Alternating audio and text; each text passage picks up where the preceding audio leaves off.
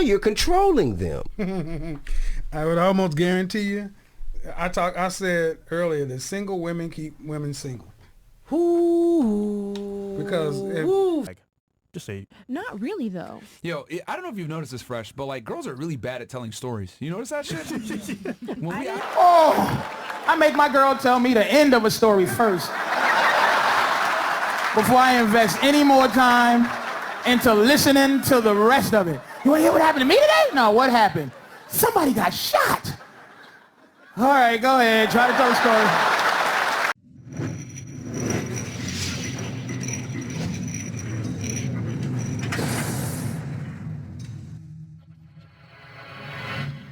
I mean, I agree. Is it possible as women sometimes we take things the wrong way? It's not even a woman thing. And I feel like it's just disrespect. And I'll tell you something I've learned from interviewing a lot of guys, interviewing hundreds of people. A lot of times men feel like they cannot talk to us because they speak more direct and they're a little bit harsher and they're a little bit more to the point. So when they speak to us like they talk to other men, then we get offended and prissy. And it's not an aggressive thing. It's not that they're trying to come at you. They just speak directly. And you're so used to, most women are so used to having men cater to them and a lot of simp guys around them speaking, generally, yeah, mostly it's simp guys talking to you like a woman. And so when you say, oh, it's how you say it, it's your tone, you're saying, hey, communicate to me like a woman. Men do not talk like that. If I was to talk direct to a guy, it would be very serious. Anyways, I love the way men and women think. Everybody's just... What's the difference between the two that you've noticed? Women are way more emotional about everything. Just they get triggered. We get triggered over little things, you know, instead of facing like we ask for honesty and then when we have it, it's like, what the fuck? So just facing honesty the way it is, like everything, it is what it is. You're out of 10. I had different people in my ear at that time. I would not have made that decision. No. And everything for them to where they ain't got to worry about it. And then some kind of way without you even knowing, their expectations shift to where they don't want you to plan anymore. Right. They don't want you to take charge because now you're controlling them. I would almost guarantee you. I said earlier that single women keep women single. Ooh. Because Second Dana, did you hear that? Second Dana, did you hear that? Good night. Because it's all throughout our culture. Take your time, Reverend. It's all throughout our culture. Go back to En Vogue when they had that little lead in. What's going on, girl? It's so and so. You should just leave him. You shouldn't put over there. It ain't no man worth all that. Ding dong. Oh, I gotta go. That's Kevin. See, when the woman got a man, it's always the single friends that tend to be on the outside telling that what you should and should not accept. But you ask her. Tell my wife to come in here. Where's your wedding ring and your husband? Get my wife in here. Get my damn wife in here. So, where is she? Yes, please. Okay. So you get women who at the 1 minute, I love him because he does everything, but you got a woman in there. Yeah, he's trying to control. Girl, that's what this is. Oh, that's what that is. Oh, that's narcissistic. Like, I just told my woman and her friend the same thing. And my old lady's friend, she said that isn't always true. And I say, listen, men genuinely don't like their wives, fiancés, or girlfriends, friends, because they're usually coming in trying to tell your wife everything to do to take their mind off of not having a man themselves. That's pathetic. That's pathetic. Just say. Not really, though. Yo, I don't know if you've noticed this, Fresh, but like girls are really bad at telling stories. You notice that shit? When we ask them like questions like, yo, you gotta ask like 3 or 4 follow-up questions because they don't explain shit, bro. It's like, I don't really think that I don't. It's facts! It's facts! It's not facts. It's not facts. It's not facts. The thing that she's usually mad about is simple. She says that I don't listen to her when she's talking. And I don't. But it's not because I don't love her, blah, blah, blah. It's because I try to listen. I really do. When she talks, I just stare at her face. I'm like, come on, bring the story. But somehow I'm like, what the I can't do it. I tried. Because every story gets divided into 50 stories that all branch out into these crazy, and I'm like, holy shit. I've got ADD. I can't do it. I'm like, fucking please. But I try every time I try because I love this retarded woman. So I try really hard to listen to her stories. Other people don't even try. We go to parties, she starts talking, people just walk away like, fuck this, that lady's crazy. Who would waste time listening to that crap? Me.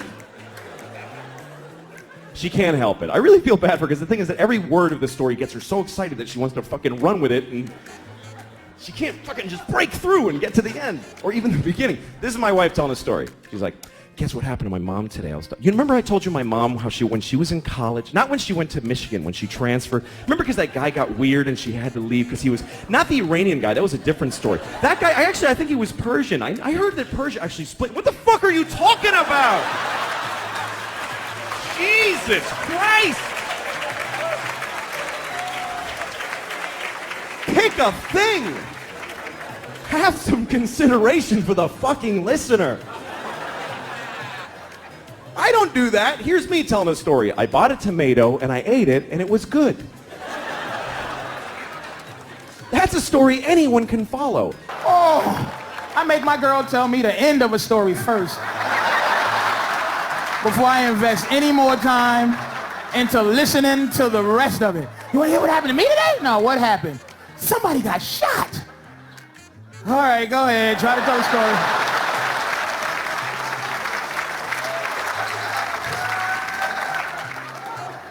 Starts off wrong. You know my friend Diane, right? No, I don't. You know Diane? I don't know Diane, I don't. Now I gotta tell you another 2-hour story so you know who Diane is. Remember 10 years ago I made you go to a party you didn't want to go to? And I introduced you to some people you didn't care about? Well, Diane was one of them, remember? Yeah, I remember. You don't remember, you're just saying you remember. So I could tell the story faster. Well, why don't you tell the story faster, sweetie? Who got shot? Did Diane get shot? No? Did she shoot somebody? No? Well, why did you say Diane? Because we were talking and she don't like guns and I don't like guns and I think they should make a rocket ship and shoot all guns into another. Who got shot?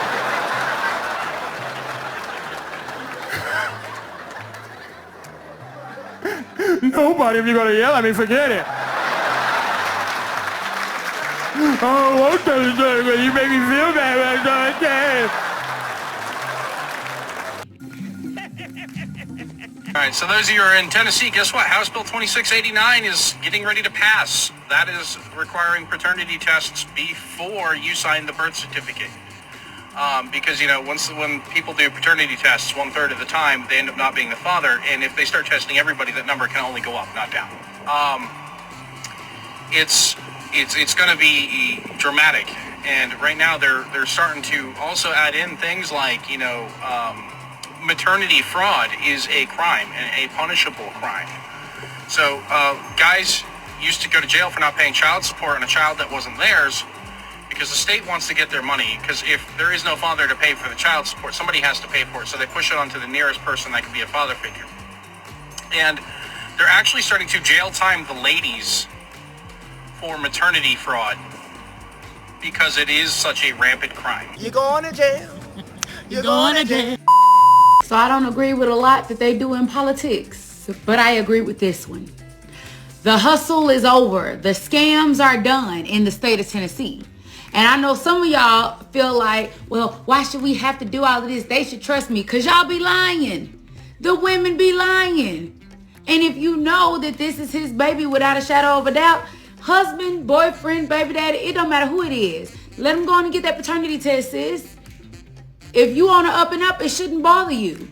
And for all of those women out there faking pregnancy to scam men, ooh, y'all big mad now, ain't you? About that. Can we talk about the DNA testing center? I had 2 guys call in. They work at DNA testing centers. One guy had to quit. One guy still works there. He told me 40% of the children are not the man's child. 40%. He said 40%. Somebody call Maury. It's usually make DNA testing it's mandatory. It's 2 scenarios. It's where the woman, the person's getting a DNA test because the woman claims that is their child. Turns out it's not. The other one is where the parent is on a deathbed and makes a confession, or they need a liver transplant, blood transfusion, and the blood type. There's no way that can actually be the father. So then they find out that because of medical reasons. You mean that's not my father? Then the father finds out from that way. He said it took such a toll on him that he could no longer do it because he would be sitting on the phone counseling the men and the grown children who these women falsely accuse. We see it on Moore, we see it on paternity court, but yet we say men need to be held accountable. Why are these women needing all these why does Maury exist with you are not the father? Why does paternity court exist if DNA testing was mandatory? Accountable? Do you know what would happen if DNA testing was mandatory? If they tested all women? You'd have enough. Calamity. My sister told me the other day, this should be standard. My sister told me last week. That's why they won't do it, She said it should be a standard thing at the hospital. But that's why they won't do it. To me, it just makes sense. God damn it. You can't make this shit up.